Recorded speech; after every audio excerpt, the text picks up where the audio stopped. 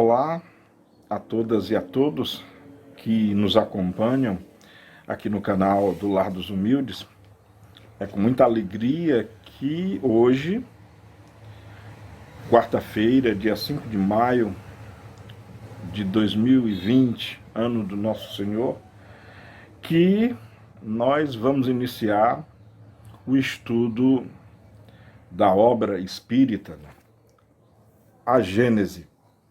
Começaremos hoje e, desde já e de antemão, faremos um estudo tranquilo, lúcido, com muita consciência, sem pressa, sem atropelo, pois a natureza da obra nos pede, nos convida a muito estudo, muita leitura, muita reflexão sobre os assuntos que aqui nós abordaremos, de forma que, muito longe de termos a pretensão de atropelo ou de cumprir uma espécie de agenda fixa. Não. Faremos um estudo de maneira muito tranquila, de maneira a dar tempo a todos de boa vontade que queiram percrustar os assuntos contidos nesse magnífico livro de maneira à vontade, com a convicção e o compromisso da pesquisa, do entendimento, do uso da lógica, enfim. Foram estes os princípios, alguns dos princípios básicos que o próprio codificador utilizou na confecção, na publicação desse livro, né? O livro A Gênese foi publicado a primeira edição veio a lume no dia 6 de janeiro de 1868, ou seja, mais de uma década após a publicação de O Livro dos Espíritos, né? Que foi publicado no dia 18 de abril de 1857. Ao longo desses 10 anos, né, a obra, o Livro dos Espíritos, essa obra foi complementada, né, em cada parte que compõe o Livro dos Espíritos, ele foi sofrendo complementos, né, com as obras que compõem o chamado Pentateuco Espírita, né? Então, nesse período de 10 anos, Allan Kardec publicou o Evangelho segundo o Espiritismo, o Livro dos Médiuns, o Céu e o Inferno ou a Justiça Divina, e coroando, ou completando a obra, né, a Revelação Espírita, culminou com o livro A Gênese. Na própria introdução da Gênese, que nós começaremos por ela, claro, o próprio codificador nos revela que ele já tinha material há muito tempo para falar e para escrever sobre a Gênese, mas dado o caráter que ele tinha de paciência, de não atropelo, de postar e publicar o conteúdo no momento certo. Ele mesmo nos escreve aqui, como teremos a oportunidade de verificar, a Gênese veio no momento certo, no momento no qual a doutrina espírita, na sua pedra angular, que é o Livro dos Espíritos, quando ele já estava de maneira mais amadurecida, quando as ideias do Espiritismo, ao longo de uma década, já estavam difundidas na Europa e no mundo, fora o momento correto do lançamento dessa obra. O que nos leva aqui, né? Vamos dar início, então, e nesse nosso diálogo fraterno de hoje, Vamos começar pela introdução. A introdução de A Gênese segundo o Espiritismo, né? A Gênese espírita. Já no início, Allan Kardec começa já nos dizendo, nos descrevendo o propósito da obra, né? E ele descreve, cito: esta nova obra é mais um passo dado ao terreno das consequências e das aplicações do Espiritismo.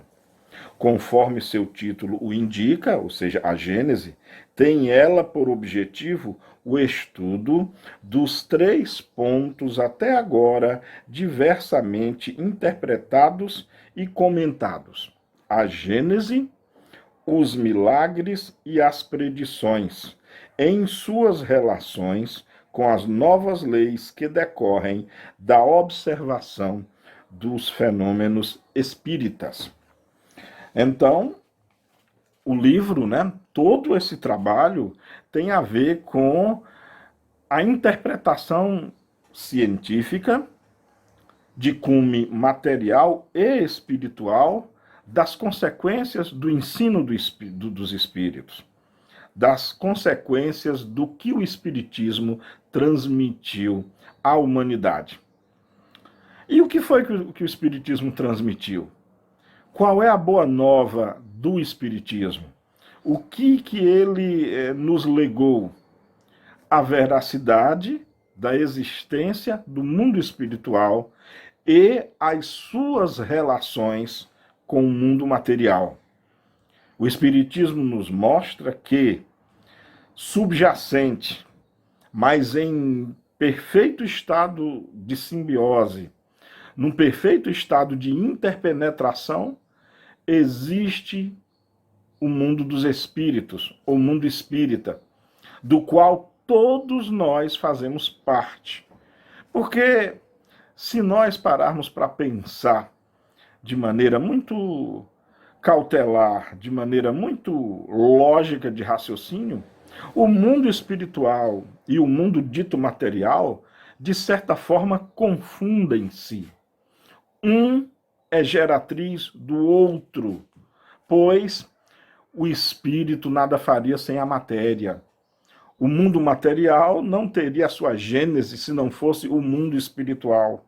E o mundo espiritual não teria os seus afazeres, não teria os seus meios de interação se não fosse o mundo material. Portanto, realidade espiritual e realidade material perfazem a força que alavanca o desenvolvimento, perfazem nessa união a força mor que encadeia a vida, o seu desenvolvimento e a evolução das coisas e de tudo.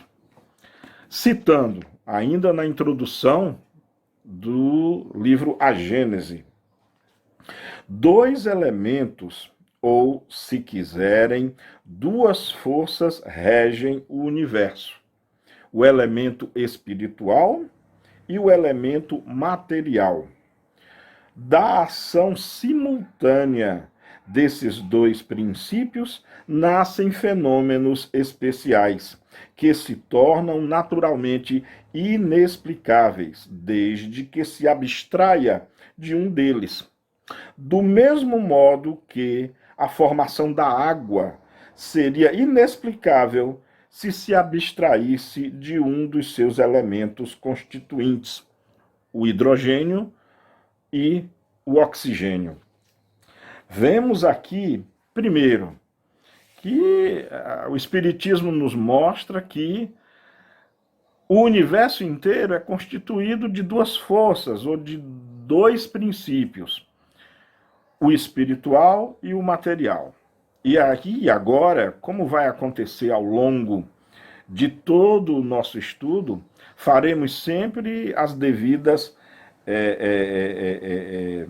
revisões, as devidas atualizações. E a primeira delas que eu gostaria de deixar já patente é a questão desses dois princípios fundamentais do universo: espírito e matéria.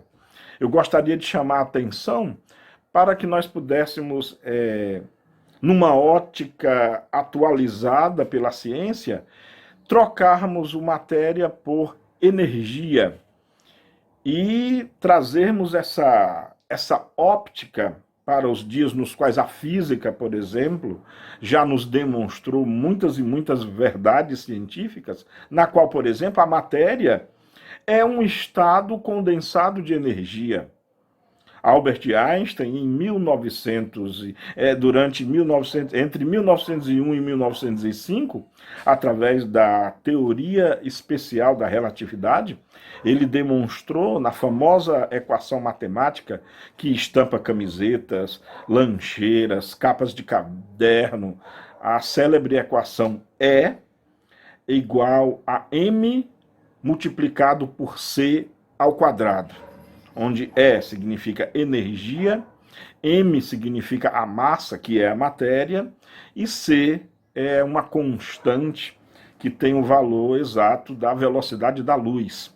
Então, nesta equação, Einstein demonstrou, e todas as experiências posteriores comprovaram a demonstração de que energia e matéria são equivalentes, com a proporcionalidade da constante de proporcionalidade, que é o quadrado da velocidade da luz. Que isso significa no mundo real, no mundo prático? Significa que energia e matéria são equivalentes e que uma e outra é um aspecto de como vê-los ou vê-las. Portanto, matéria nada mais é do que uma das faces da energia, ou uma das formas da energia se apresentar. Então, matéria equivale a energia, e energia é o que dá origem também à matéria. Portanto, poderíamos com muita propriedade afirmarmos hoje que os dois princípios fundamentais do universo, com certeza, até agora, é espírito e energia. Não estamos, em hipótese alguma, desfazendo do que os espíritos disseram a Kardec ou das próprias conclusões do Allan Kardec. É uma questão de evolução, de história e descobrimento. Quando Allan Kardec, quando os espíritos disseram a Kardec desses dois princípios, espírito e matéria, nós estamos em meados do século XIX. A teoria da relatividade só chegou ao mundo no comecinho do século XX, no início dos anos 1900. Portanto, à época, Kardec não tinha esse conhecimento, e os espíritos não apressam as coisas. Os espíritos não nos dizem conclusões precipitadamente, o que, aliás, veremos daqui em breve. Então, com muita propriedade e sem dizer não entendam que eu estou falando que Kardec estava errado, muito pelo contrário, já que matéria é equivalente à energia. Nós só estamos atualizando e colocando as coisas numa ótica física, numa ótica muito científica, por assim dizer. Então, esses dois princípios formam o universo, formam aquilo que nós chamamos de o nosso lugar evolutivo, o nosso lugar criado, é a casa do Pai, o universo criado por Deus. Mas, nessa introdução, Allan Kardec fala mais. Ele diz que da união entre espírito e matéria, ou como queiramos, espírito e energia, surgem uma infinidade de fenômenos que para nós, muitos deles ainda são misteriosos. Claro que ao longo dos séculos, a própria doutrina espírita já fazem mais de 160 anos, completou 163 anos agora em abril, Então, muitas coisas já foram descobertas, muitas coisas a ciência já revelou, Mas é claro, muitas outras coisas ainda são obscuras. Muitas coisas ainda são, para nós, ainda descobertas. A própria definição de matéria, que para quem acha que é algo simples, o que é matéria? Qual é a definição de matéria? É tudo aquilo que tem massa. Só que como surge a massa ainda é uma incógnita. Como surge a massa, o que causa o aparecimento da massa, ainda é algo que as mentes mais brilhantes se debruçam sobre equações, sobre experimentos. Foi construído, inclusive, o que hoje é o maior laboratório de pesquisas nucleares do mundo, que é o LHC, construído lá em Genebra, na Suíça. Na verdade, ele ocupa as fronteiras de 5 países. Vocês já devem ter ouvido falar na partícula de Deus ou bóson de Higgs. Todas essas experiências, esse laboratório LHC foi construído, é o laboratório mais caro, mais complexo, o mais inimaginável que a humanidade já produziu, tem como o principal objetivo descobrir isso. Qual a origem da massa? O que fornece massa às partículas elementares? E nós estamos falando de coisas agora, dos anos 2000, o LHC começou o seu funcionamento de 2008 para 2009, e muitas experiências têm sido feitas desde então, e nenhuma delas foram totalmente conclusivas. Muitas teorias rodeiam e permeiam as mentes mais criativas no afã de resolver essas questões. E se nós passarmos agora para a questão do espírito, aí é que as coisas ficam mais obscuras. Pois, o que é o espírito? Alguém poderia nos dar a definição do espírito? A doutrina espírita, o que os espíritos disseram a Allan Kardec é que o espírito é o que confere inteligência à matéria. Mas isso não é definição de espírito, isso é talvez definição de uma propriedade dele ou de uma consequência da existência dele. Mas a essência do espírito nenhum de nós o sabe. Sabemos, talvez a doutrina espírita nos leva a entender dois princípios espirituais. Primeiro, talvez seja as duas únicas certezas que sabemos sobre o espírito. Primeiro, ele é criado por Deus. Deus é o único que cria espíritos. É a primeira coisa que sabemos dele, do espírito.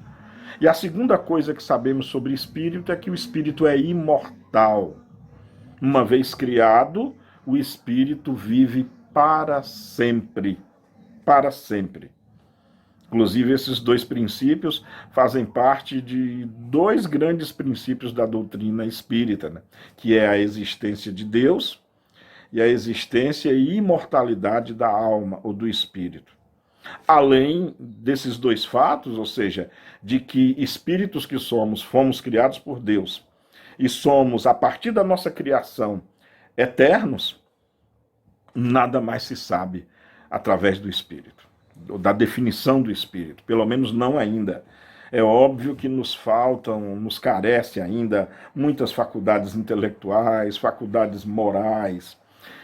Precisamos aprender tantas coisas ainda antes de talvez descobrirmos ou entendermos pormenormente esses princípios basilares. Mas o que Allan Kardec já deixa patente aqui na introdução de A Gênese é que esses dois princípios, espírito e matéria, ou energia, nessa nossa visão, nessa nova visão, né? Esses dois princípios, espírito e matéria, eles precisam unir-se. E na verdade, eles já estão unidos. E eles provocam as coisas. E eles provocam tudo aquilo que nós podemos imaginar. A vida unicelular, a vida microbiana, o funcionamento de um vírus, o funcionamento do nosso coração, do nosso cérebro, do nosso organismo imenso. Ele confere essa união, confere a solidez das coisas, os estados da matéria, como a matéria se organiza nos seus estados, sólido, líquido, gasoso, e nos outros estados mais transcendentais. ou talvez menos conhecidos, como o estado de plasma, o estado quintessencial e o estado de quase matéria, e tantos outros estados que o ser humano tem, que a ciência tem descoberto. Então, essa junção entre espírito e matéria dá o aparecimento de muitos fenômenos, os fenômenos de formação da Terra, o vulcanismo, o aparecimento de terra no mar, as chuvas, tempestades, relâmpagos, todo e qualquer fenômeno da natureza, ele existe da união entre esses dois princípios, o espiritual e o material. E custa muito, claro, a ciência positiva, a ciência acadêmica, ainda custa muito a ela reconhecer essa verdade. Hoje a ciência positiva, a ciência acadêmica, ela ainda não considera o princípio espiritual, só considera o princípio material. E isso acarreta à ciência como um todo muitas dúvidas, porque, como Allan Kardec falou, como nós compreenderíamos a água desconhecendo o hidrogênio ou o oxigênio? A água é formada dos dois, só a água se existe hidrogênio e oxigênio. Não há água se faltar um deles. Da mesma forma, a compreensão de muitos fenômenos, aliás, de todos eles, muitos deles patentes, só se faz lógico, só se faz completa com a convivência e a consideração dos dois mundos. Só para citarmos uns exemplos, um exemplo que depois, no futuro, vamos discutir na teoria da evolução do Charles Darwin. Muitos dos detratores do darwinismo, né, da teoria da evolução, dizem que ela é falha porque não temos nunca foi achado o elo perdido. Nos processos evolutivos nunca foram encontrados o ser vivo que liga uma geração à outra, esquecendo que a evolução se dá não só no mundo material, a evolução dá-se também no mundo espiritual. Para maiores detalhes, segue uma obra maravilhosa, né? Evolução em Dois Mundos, que explica isso de maneira maravilhosa, técnico-científica e que não nos deixa mais margem à dúvida quanto à veracidade de que muitas lacunas, muitos dados não mensurados e não considerados hoje, eles não o são porque eles são buscados no plano material, enquanto que esses complementos de evolução, aliás, essa parte da evolução, dá-se também no mundo espiritual. Então, essa dualidade de espírito e matéria, anotemos bem e consideremos bem, porque ela é a base do desenvolvimento de todo e qualquer conhecimento e de toda e qualquer crença. Então, Allan Kardec continua. Olha só, nós acabáramos de falar sobre o fato de a ciência positiva não considerar o aspecto espiritual. Allan Kardec, ainda na introdução, né, da Gênese, ele fala, cito, abundam nas escrituras científicas esses fatos e, por desconhecerem a lei que os rege, a que os comentadores, nos dois campos opostos, girando sempre dentro do mesmo círculo de ideias, fazendo uns abstração dos dados positivos da ciência, desprezando outros o princípio espiritual, não conseguiram chegar a uma solução racional. Exatamente por desconsiderarem. Às vezes, e acontece o outro lado também. Às vezes as pessoas de cume muito espiritualizado desconhecem a ciência. Isso salta aos olhos. Aliás, um parêntese, estamos vivendo agonias nesse nosso período por muitos não acreditarem na ciência. Então há os dois lados. Há os que só creem na espiritualidade e aos que só creem no que a ciência diz. São dois focos, São dois opostos e dois fundamentos que nos leva ao fanatismo, né? Que nos leva ao fundamentalismo. Pois a verdade não está toda na ciência, nem está toda na verdade espiritual, e sim na união entre as duas. E Allan Kardec prossegue.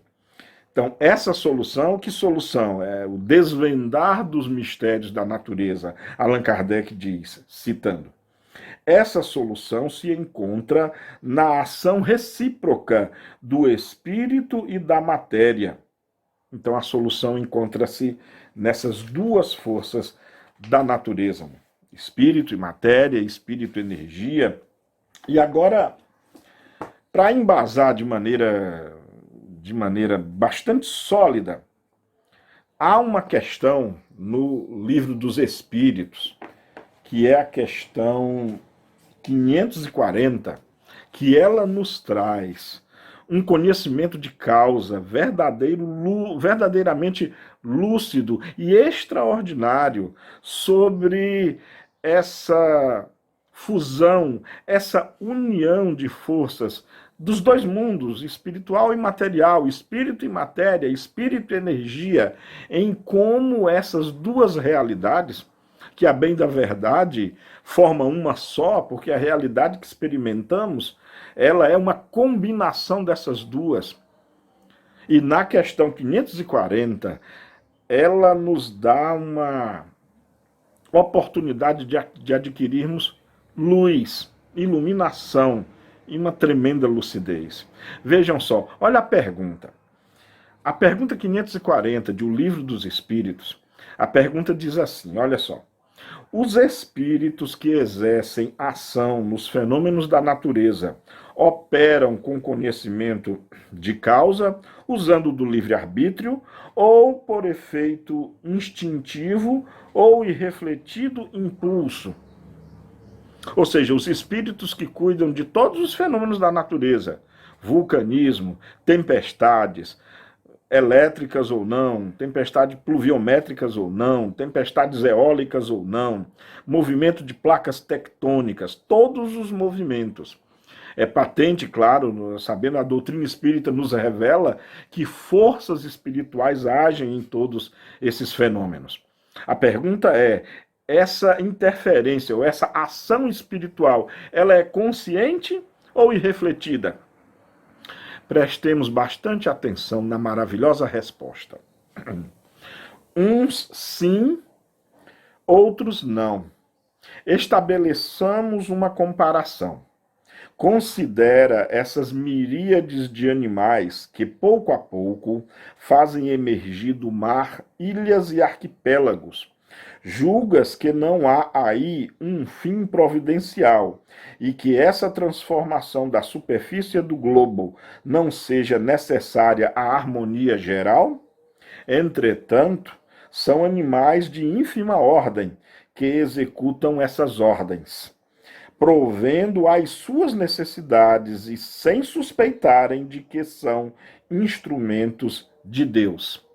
Pois bem, do mesmo modo, os espíritos mais atrasados oferecem utilidade ao conjunto, enquanto se ensaiam para a vida, antes que tenham plena consciência de seus atos e estejam no gozo pleno do livre-arbítrio, atuam em certos fenômenos de que inconscientemente constituem agentes. Primeiramente, executam. Mais tarde, quando suas inteligências já houverem alcançado um certo desenvolvimento, ordenarão e dirigirão as coisas do mundo material. Mais tarde ainda, mais tarde ainda, depois poderão dirigir as coisas do mundo moral. É assim que tudo serve, tudo se encadeia na natureza, desde o átomo primitivo até o arcanjo, que também começou por ser átomo.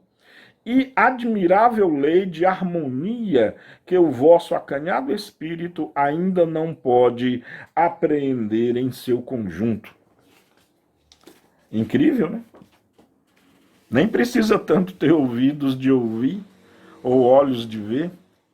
É patente uma simples observação do nascer do sol ou do pôr deste, a gestação no interior do útero e que depois um novo ser aparece no mundo, desabrochar de uma rosa, o cair da chuva do céu.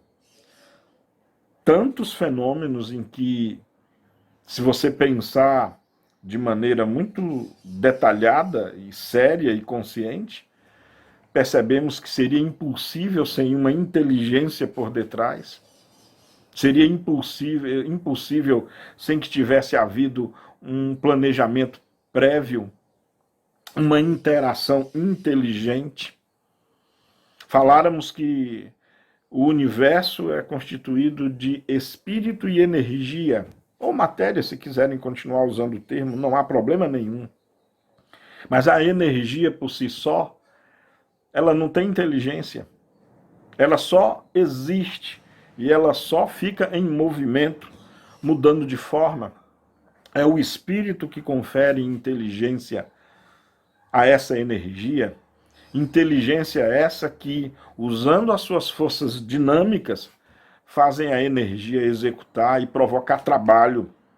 Trabalho esse que gera as coisas, gera a vida orgânica, gera um sem número de outros, aliás, um infinito número de outras coisas.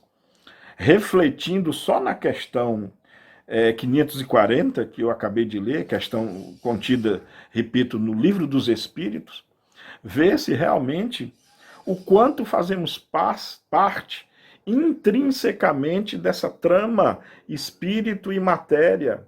Estamos juntos, interligados de formas talvez insuspeitas. Temos muito a ver com a interação material do mundo. Me veio um exemplo agora formidável com relação aos vegetais, por exemplo. Sabemos que os vegetais verdes, eles produzem o seu próprio alimento, né, em forma de glicose, através da metamorfose. Desculpa. Através é verdade, da metamorfose mesmo, do fenômeno da conversão da luz, da fotossíntese, metamorfose não, fotossíntese. É que a fotossíntese, na verdade, é uma espécie de metamorfose construtiva e criativa, pois a fotossíntese o que é? As vegetais verdes, eles convergem gás carbônico presente no ar e água, na presença da luz solar, produz glicose com a liberação de água e oxigênio. É uma verdadeira metamorfose bioquímica.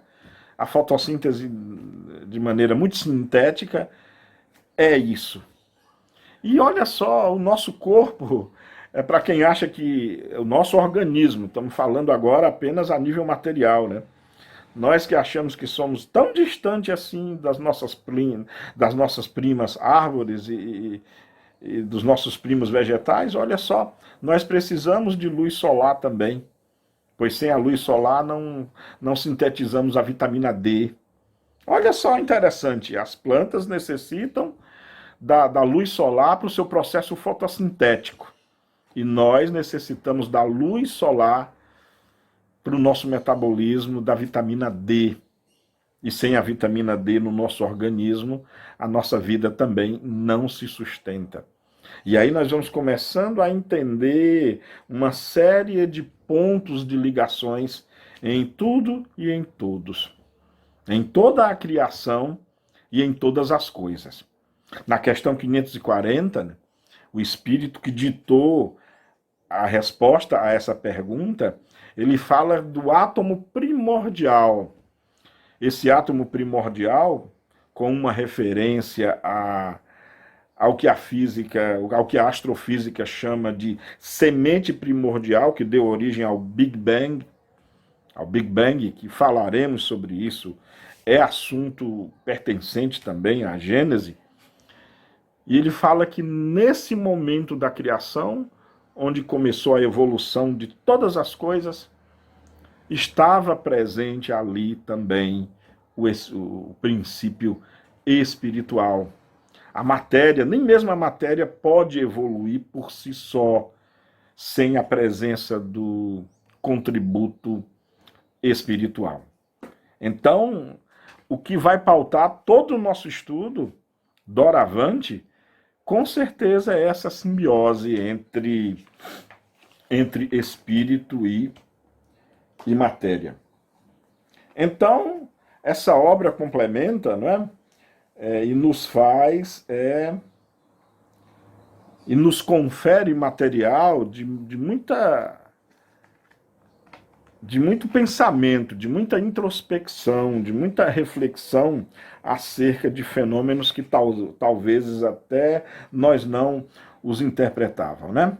Então, algumas considerações preliminares, a partir de agora, é muito cabível, é muito importante para o que nós vamos desenvolver doravante, para, inclusive, a partir das próximas aulas, né?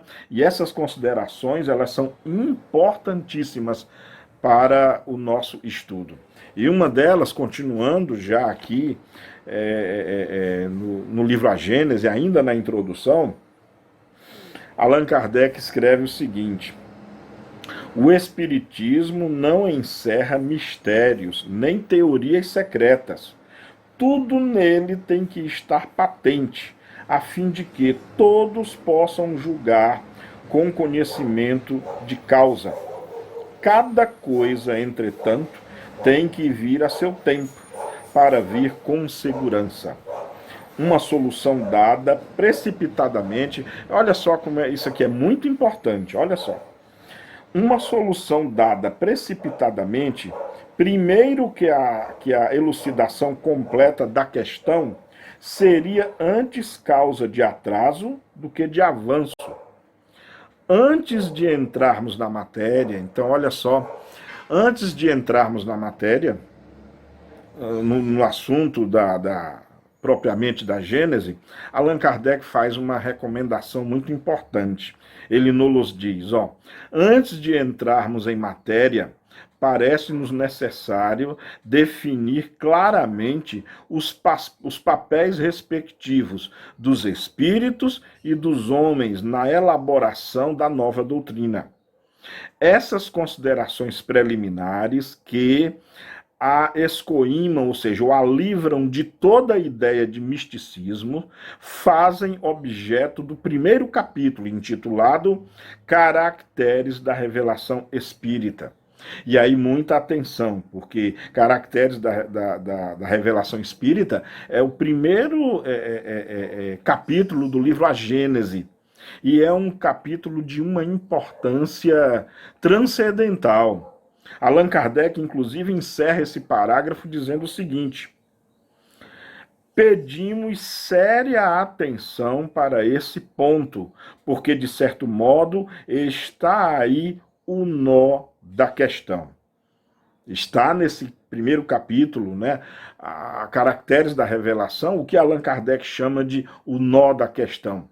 E ele continua dizendo: sem embargo da parte que toca à atividade humana na elaboração desta doutrina, a iniciativa da obra pertence aos espíritos, porém não a constitui a opinião pessoal de nenhum deles.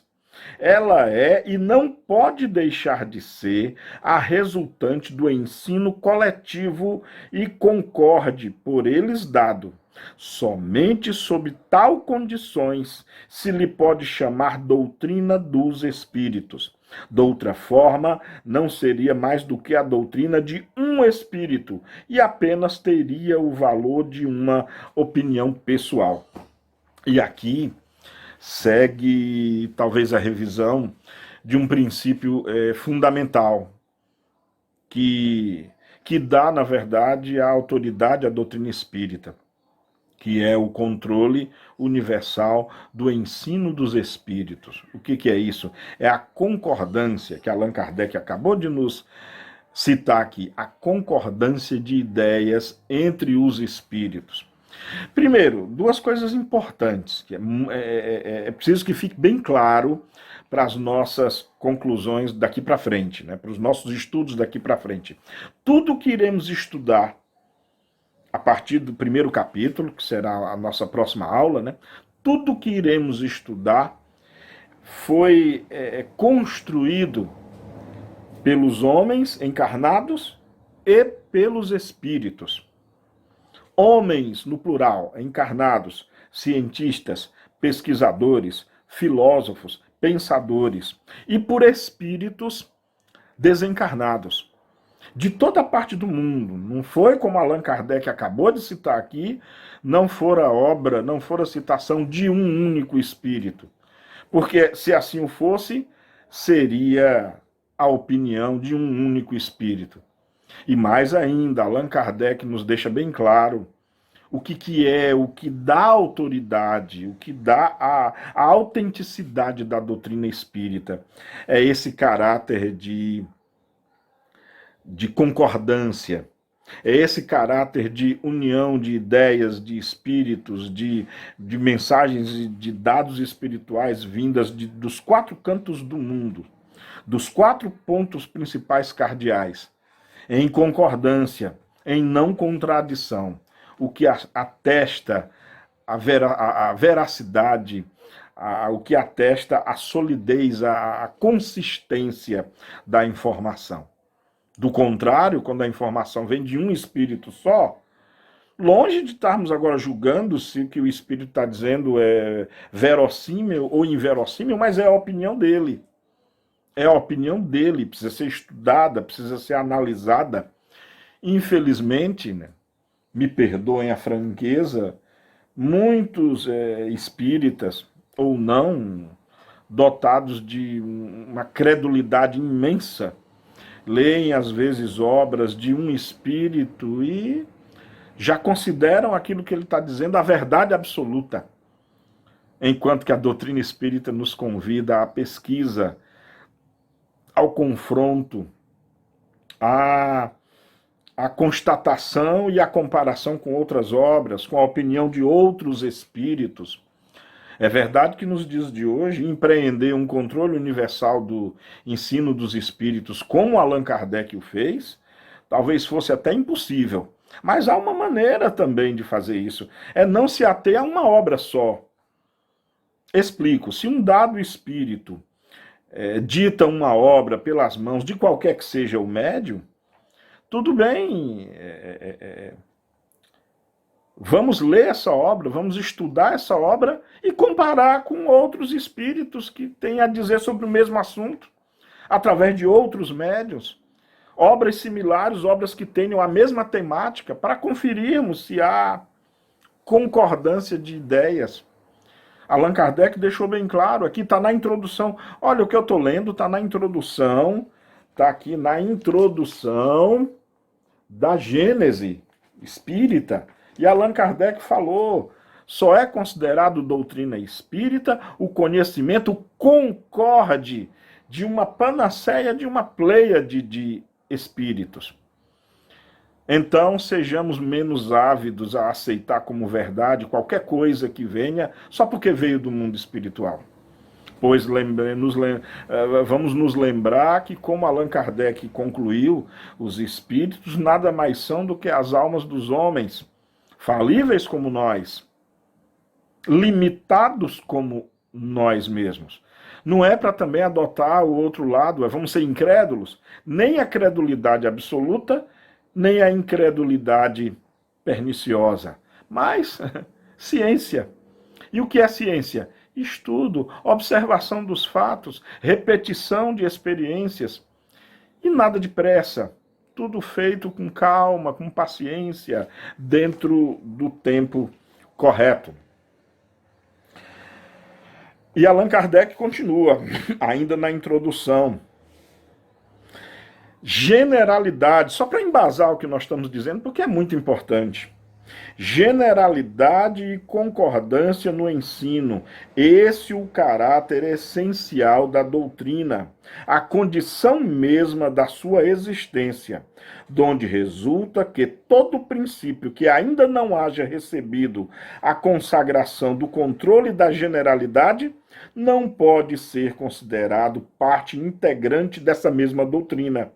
Será uma simples opinião isolada, da qual não pode o Espiritismo assumir a responsabilidade. É a mesma coisa de um cientista, em qualquer que seja o continente ou nação, fazer uma descoberta de algo. Ele tem que transmitir isso para outros cientistas e de toda a parte do mundo. É por isso que hoje, em ciência, quando se descobre algo, é divulgado para toda a academia científica, para que outros cientistas ao redor do mundo inteiro possam fazer a mesma pesquisa, a mesma experiência, para juntos chegarem à mesma conclusão ou até derrogá-la, ou até chegar à conclusão de que não, aquele cientista primeiro chegou a uma conclusão errada. É assim que se chega à verdade científica. Notamos aqui pelas palavras do codificador que na doutrina espírita se faz necessária o mesmo raciocínio. E é por isso, é principalmente por esse aspecto que a doutrina espírita é considerada também uma ciência. Ela não pode ser imediatista, ela não pode ser veloz, precipitada. Ela tem que ser criteriosa em todos os seus aspectos.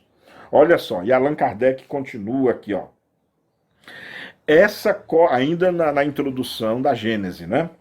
Essa coletividade concordante de opinião dos espíritos, passada aos demais pelo critério da lógica, é que constitui a força da doutrina espírita e lhe assegura a perpetuidade. Então, de novo, é essa concordância espiritual que nos dá a certeza do que estamos acreditando. É o que nos dá, na verdade, o norte, a bússola daquilo que devemos estudar, empreendermos, energia na pesquisa, no estudo, nas leituras. Que isso, meus caros amigos e amigas, possam pautar os nossos estudos. Eu, como pessoa de ciência, uso sempre esse critério. Eu procuro nunca tomar como verdade a opinião de uma pessoa. Eu nunca menosprezo a ideia nem a opinião de ninguém. Pois toda opinião, quando sincera, toda opinião, quando baseada num pensamento sério e idôneo, ela é digna de estudo, ela é digna de observação. Todas elas são maravilhosas. Mas elas não deixam de lado, elas não prescindem da necessidade de análise, de comparação com as mesmas ideias de outras pessoas. Elas não prescindem da cautela, de se entender o que há por trás, de se a trajetória lógico-epistêmica e pautada na ciência usou os caminhos corretos, se não há falácia, se não há engano, pois somos espíritos falhos, somos espíritos ainda tolhidos a muito enganos. E isso não é maldade, não é má vontade. Muitas e muitas mentes seríssimas ao longo de todas as eras da humanidade teceram verdades que mais tarde foram tidas como inverdades, né? Como algo que não se coaduna com a realidade.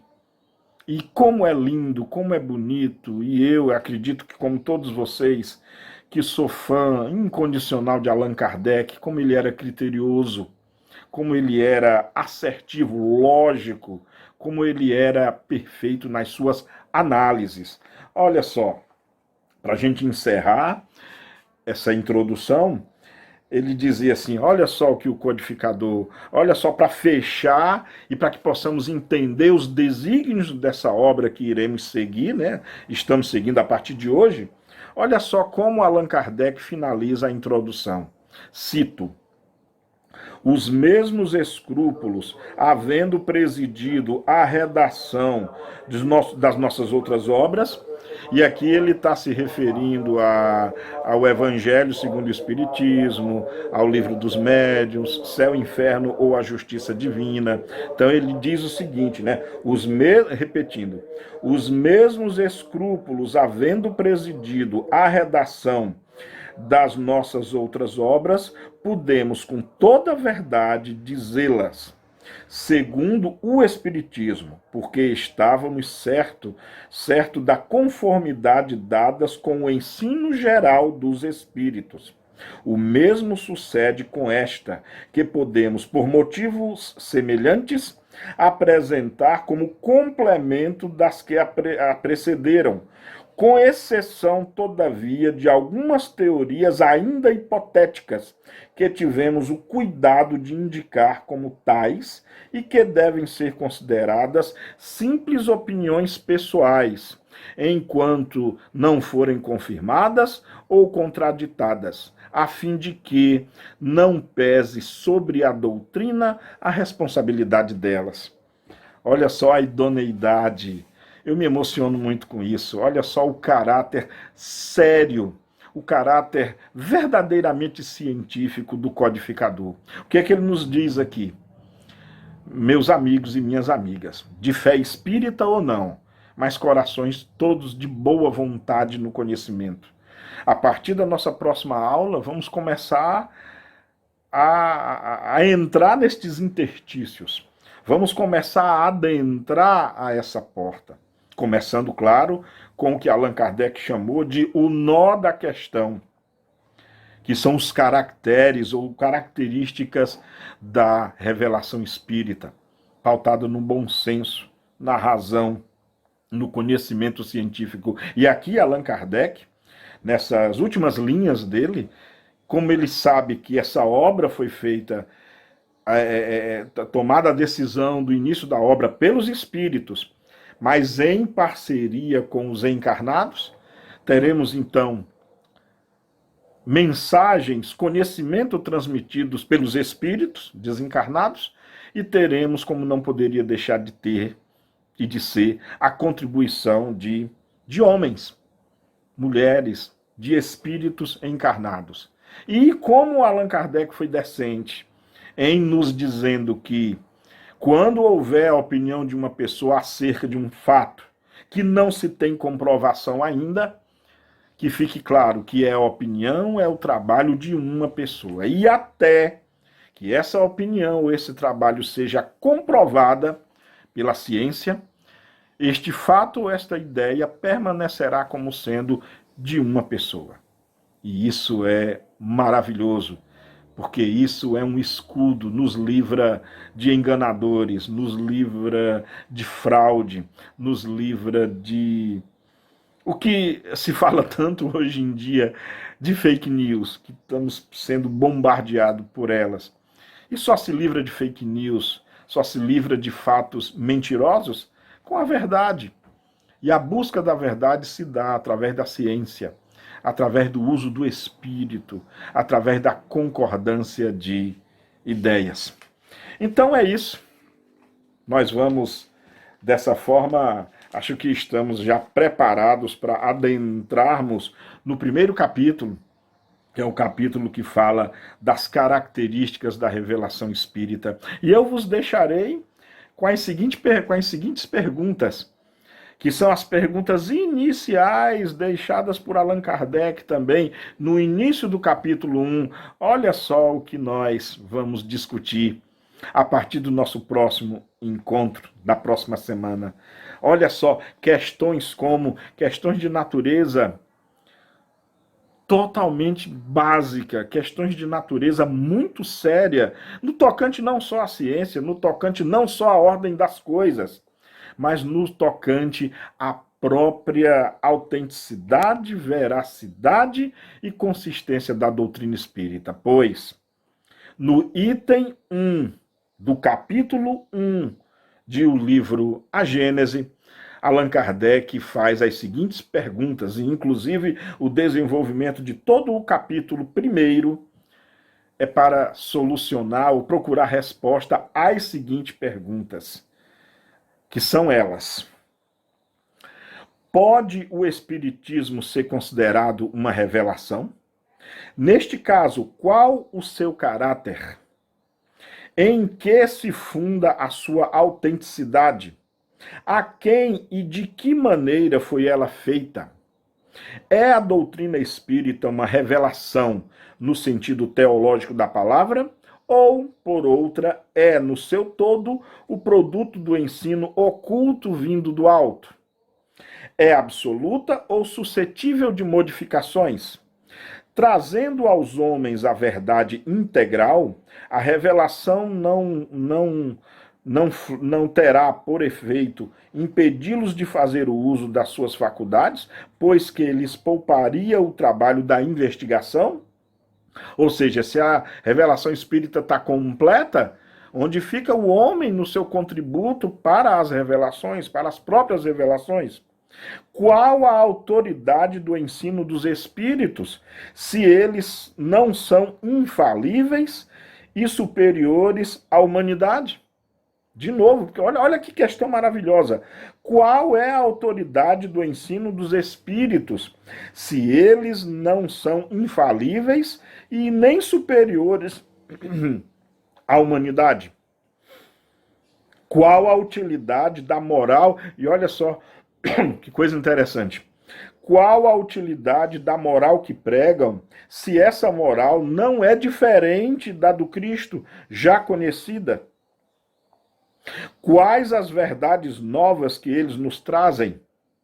Essa é algumas das principais questões, é uma das principais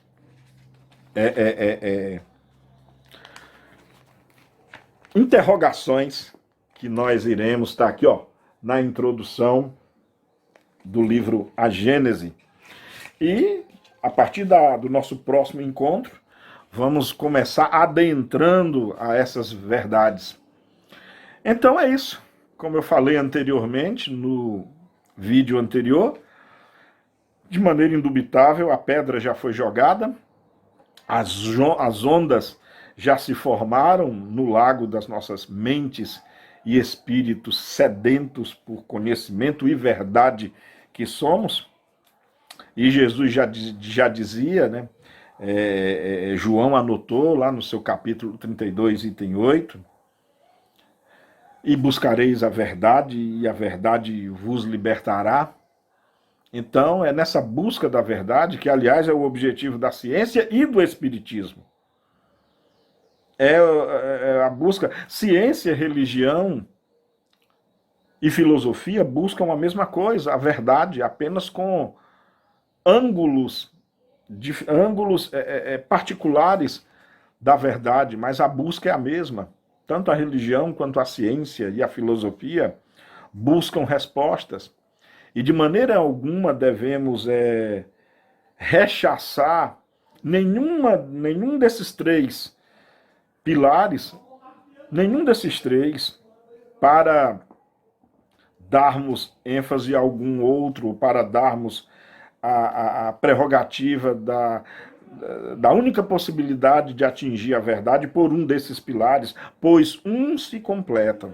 E se não temos as certezas nos dias de hoje, e se temos tanta dificuldade nos dias de hoje, é porque ainda somos preconceituosos, é porque ainda temos uma mente muito limitada por achar que a ciência é capaz de todas as respostas. Ou de acharmos que a religião sozinha é capaz de encontrar todas as respostas. Ou de achar que a filosofia é ela responsável, ou ela que tem a capacidade de encontrar todas as respostas. A mente sábia, o espírito evoluído, o espírito cônscio das suas limitações, e sabedor ele de como as coisas do mundo devem funcionar, ele entende que filosofia, ciência e religião não concorrem. Eles se complementam. esses três aspectos da mente humana, esses três aspectos do pensamento humano, ciência, religião e filosofia, devem se complementar, devem caminhar juntos, devem finalmente contribuir com o que são as ferramentas e alavancas maravilhosas que temos à nossa disposição para compreender o incompreensível até agora, para desvendar o que está obscuro até agora. Fiquem com Deus. Beijo no coração de todas e todos.